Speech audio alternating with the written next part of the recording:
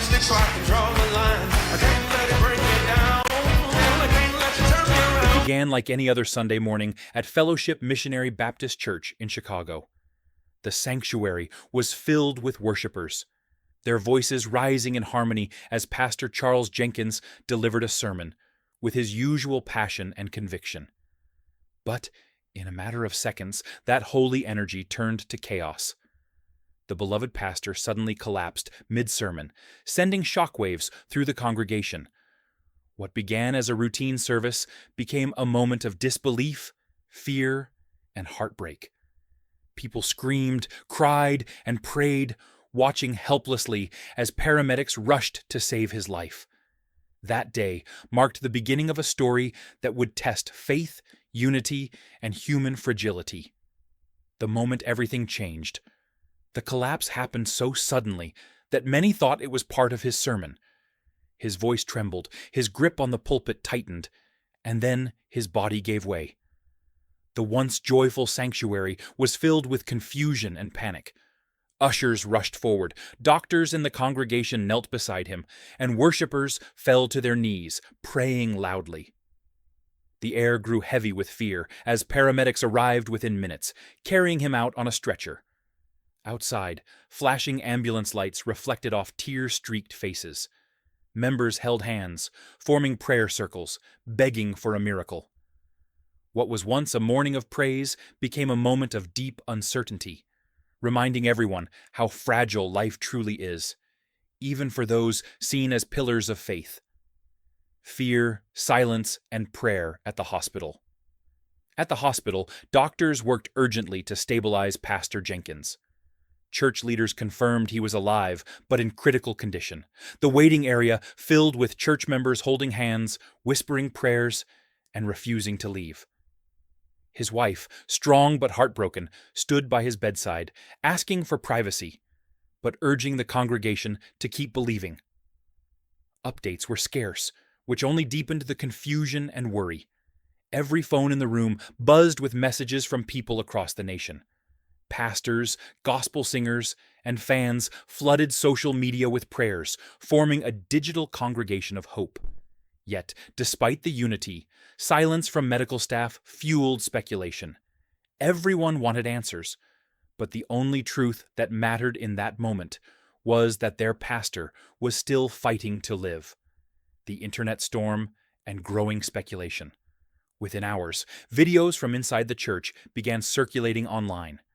The emotional scene of his collapse went viral, and hashtags like #PrayForJenkins started trending. Alongside heartfelt prayers came a wave of speculation. Some claimed it was exhaustion, others whispered about hidden illness or stress from ministry politics. The lack of official updates only fueled the rumors. What began as a tragedy of concern turned into a topic of public debate. People who didn't even know Pastor Jenkins began offering opinions about what might have gone wrong.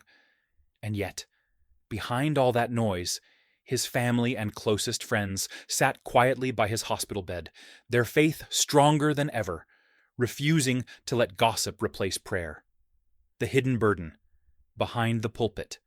As more details surfaced, insiders revealed that Pastor Jenkins had been overworking himself for months.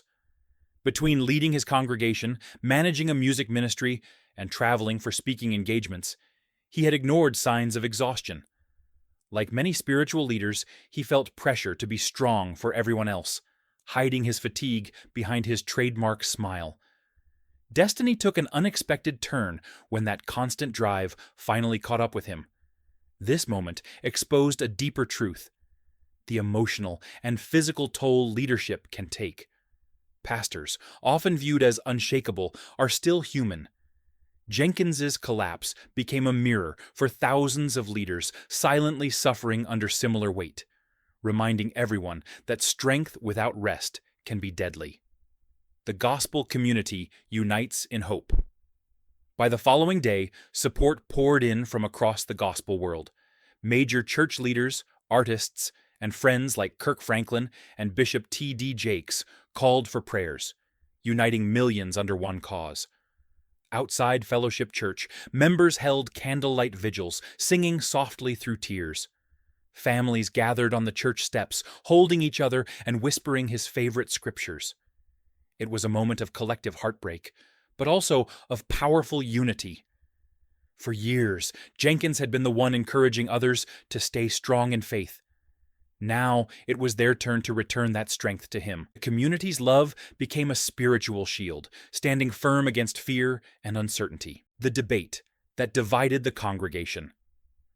While most focused on faith and prayer, others began questioning the church's lack of updates. Online debates emerged, with some accusing leadership of hiding the truth. A few even speculated that Jenkins' collapse was linked to stress from internal conflicts. Others saw it as a divine warning, a call for pastors and churches to re-examine how much pressure they place on their leaders. This divided opinions within the congregation. Some members stayed focused on prayer, refusing to entertain negativity. Others demanded transparency, saying they deserved to know the full truth. The tension exposed a painful reality. Faith communities often expect their leaders to be superhuman, forgetting they too have limits, fears, and fragile hearts. The leadership crossroads. Inside the church, elders held urgent meetings about the future. Doctors had warned that Jenkins needed months of rest before returning to ministry. That news sent shockwaves through leadership. Who could fill his shoes? How would the congregation cope without him? These were difficult questions no one wanted to face. Some leaders saw it as an opportunity to strengthen the church's foundation, to teach members that faith should not depend on one man. Others feared division or loss of members. Yet amid all the uncertainty, Jenkins's recorded sermons continued to play each Sunday, his voice echoing through the sanctuary like a reminder of endurance. His absence forced the church to rediscover what it meant to rely not just on a leader, but on faith itself. Signs of recovery and renewed faith. Days later, a glimmer of hope emerged. Jenkins reportedly opened his eyes briefly, whispering, "Tell the church I love them." Those 6 words sent waves of emotion through everyone who heard them. It was proof that his spirit, though weakened, was still fighting.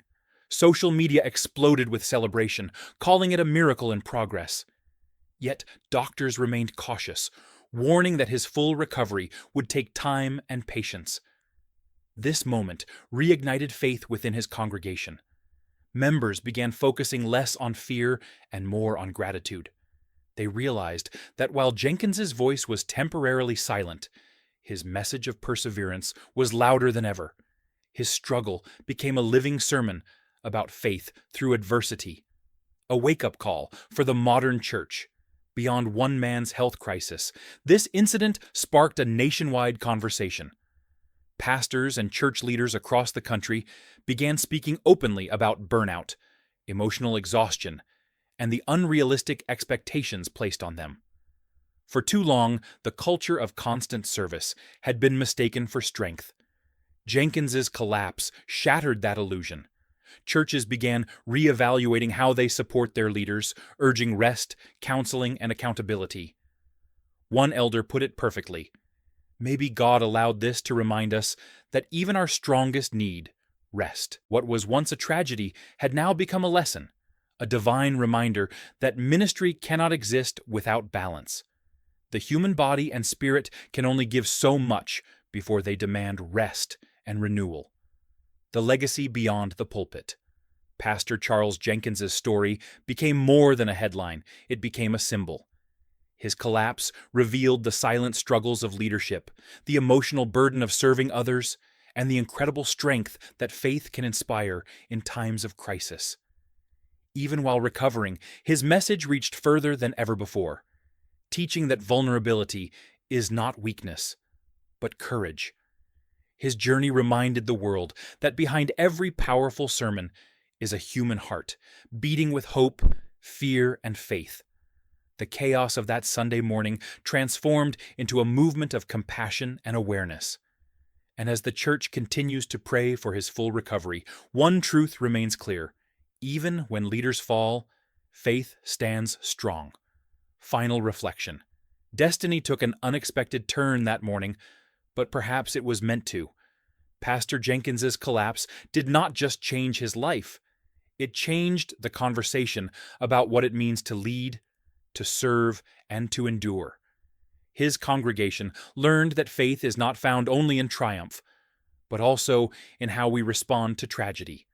From panic to prayer, from fear to hope, this journey became a testament to human resilience and divine grace. And though the road ahead remains uncertain, one thing is undeniable. The message he lived by, that faith never fails, has now become his greatest testimony.